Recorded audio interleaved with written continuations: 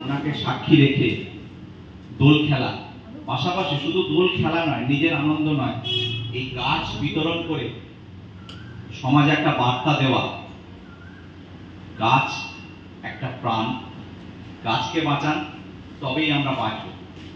একদম সোজা কথা, এইভাবে মানুষের মধ্যে প্রচার করা একটা অভিনব উদ্যোগ। শুধু দোল খেলা, নিজের আনন্দ, দোল মাখলাম, রং মাখলাম, বিষয়টা কিন্তু তা নয়।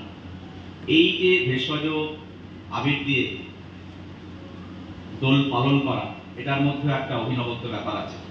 আমি বঙ্কিম কলোনির অধিবাসীদের মন থেকে শুভেচ্ছা জানাচ্ছি, আন্তরিক ধন্যবাদ জানাচ্ছি।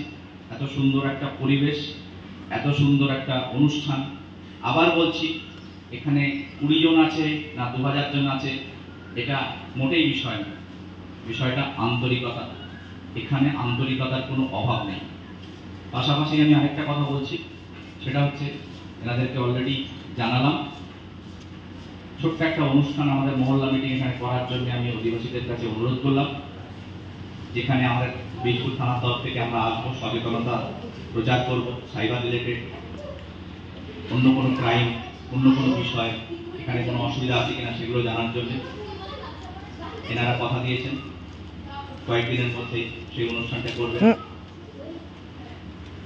খুব ভালো লাগলো এইরকম একটা অনুষ্ঠানে আসতে পেরে। প্রত্যেকে ভালো থাকবেন, দোল উদযাপন করুন, আনন্দ করুন, দোলে শান্তি শৃঙ্খলা বজায় রাখুন, নিয়ম মেনে করুন।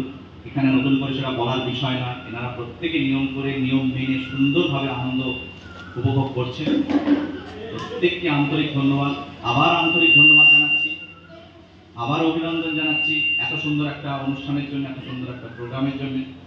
প্রত্যেকে ভালো থাকবেন। বঙ্কিম কলোনির অধিবাসীদের আবার শুভেচ্ছা।